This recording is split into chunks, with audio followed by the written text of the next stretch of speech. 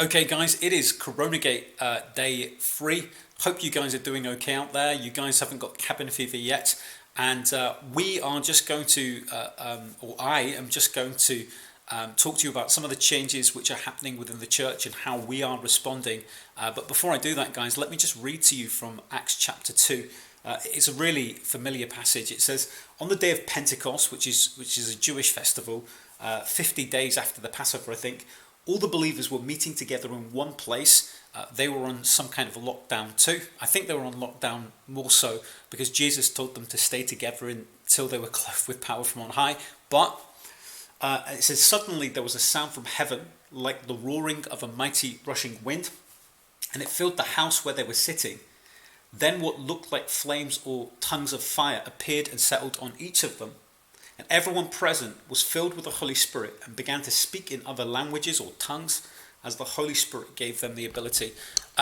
For ourselves, applicationally, it's just good for us to remember that God is still in control, that He is still all powerful, but also that in this time that we use our time wisely.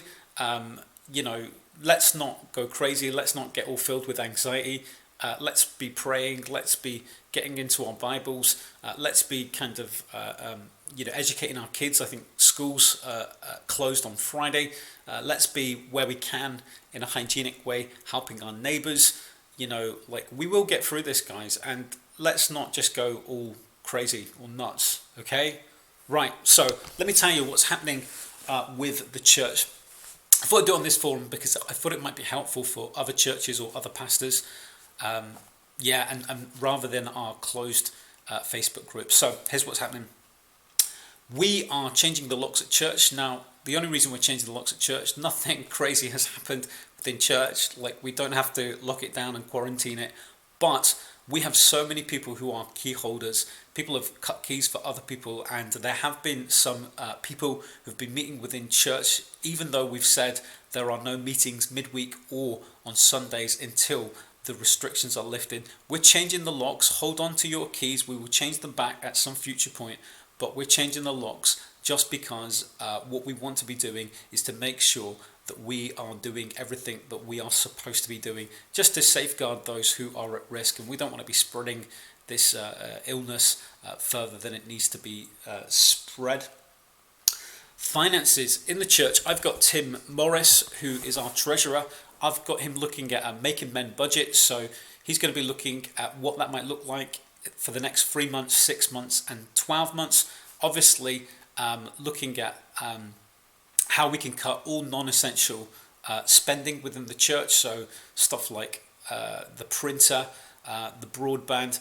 Not that we're going to cut all this stuff out, but if we need to, if this is going to continue until spring next year, what we want to be doing is we want to be making wise financial choices so that we can use that money in the most important ways. So Tim's going to be looking at that. Whether that's implemented, we will figure out at some point, but that's what Tim is going to be looking at. All our staff, me, Chrissy and Jamie, we will be working from home and working remotely, which is pretty cool actually these days. You can do that. Communication. This is pretty important, guys. Communication and pastoral care. We're going to do a few things. I'm going to set up some kind of listening service online. So maybe like 20-minute slots, doing it through Facebook Messenger, with phone calls and videos or even text, and maybe making that wider than the church as well. I'll set a day aside. I'll look at what day it's going to be next week, but set a day aside.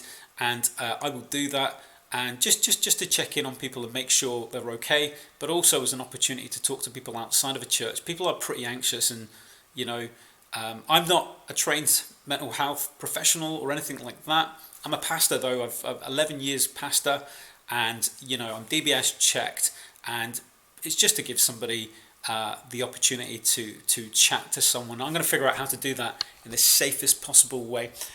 For ourselves as a church, what we are doing, we have a closed Facebook group, and that closed Facebook group is for our members. We're going to move to the point in which we are only going to approve posts from the leadership team. We'll probably do that from Easter, which is in a few weeks' time.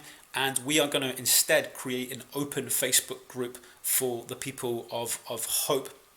Now, again, the reason we're doing that is because we've got loads of people who are not members.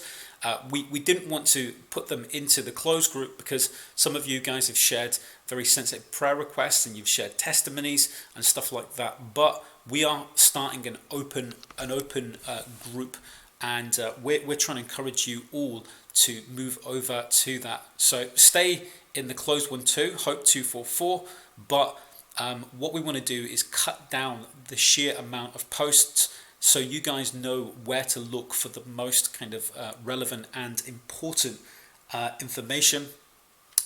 We are also on Saturdays at 7:30. We're going to have like a conference call, and we're going to open that up. And that way we can actually talk to each other. It might be completely crazy. We've never had a conference call with so many people before, but I think it's good for us to be kind of talking to one another. We are going to put a list of resources that life group leaders and ministry team leaders can use in the description bar. Anybody can use these as well.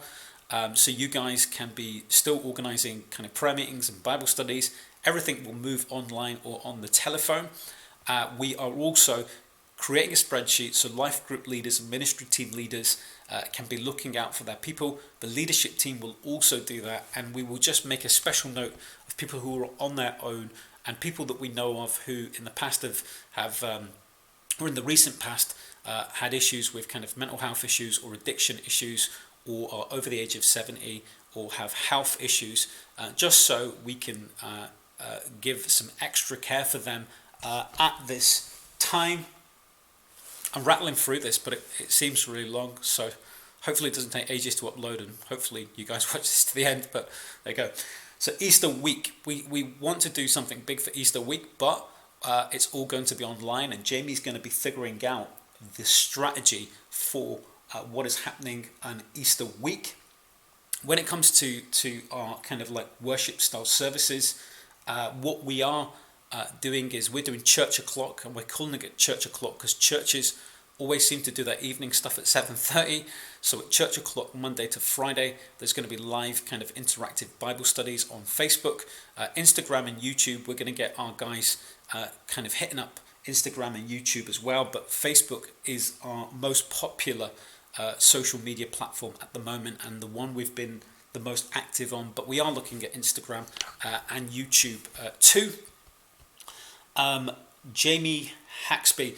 Jamie, we are promoting Jamie temporarily because we can't have any church meetings. There's no Free Methodist conference, but Jamie will become the mission pastor, and he's just taking a lot more responsibility for our response to the city. The reason why we are giving him this small promotion is because basically I'm leaning on him a lot. And also, there may be times that he needs to make decisions. Obviously, he's going to be checking them with me, but he knows me long enough and he knows the church long enough to be making decisions. So we want to kind of recognize that. He will be a local acting mission pastor until this whole thing blows over.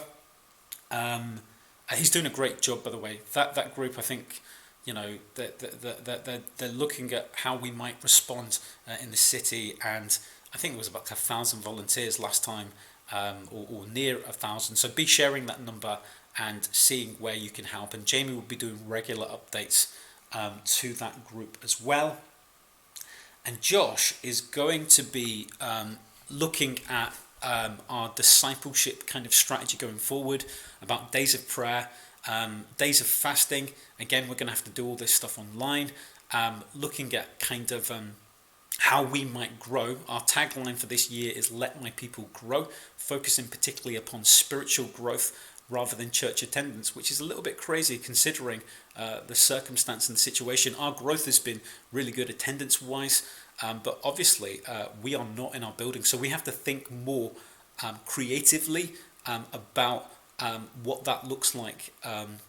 But Josh is going to be looking at that, and he's going to be seeing how he can support our life group leaders better through this. And Jamie is going to be seeing, Jamie's the mission guy, he's going to be seeing how he can support our ministry team leaders, but also how we can move a lot of our ministry, worship, youth, kids, women, men's ministry, how we can move all of that to online platforms. So that is a whole bunch of stuff, I know, but hopefully, guys, at least gives you an idea of what's happening with the church and what our response is going to be. Please be praying for the leadership team. Please be praying for the church. Please be praying for each other. And guys, have an awesome day. At lunchtime, we're going to be posting a song, and I've got the live interactive Bible study tonight. It's Acts chapter 14 at church o'clock, 7:30. Take care. See you guys. Bye.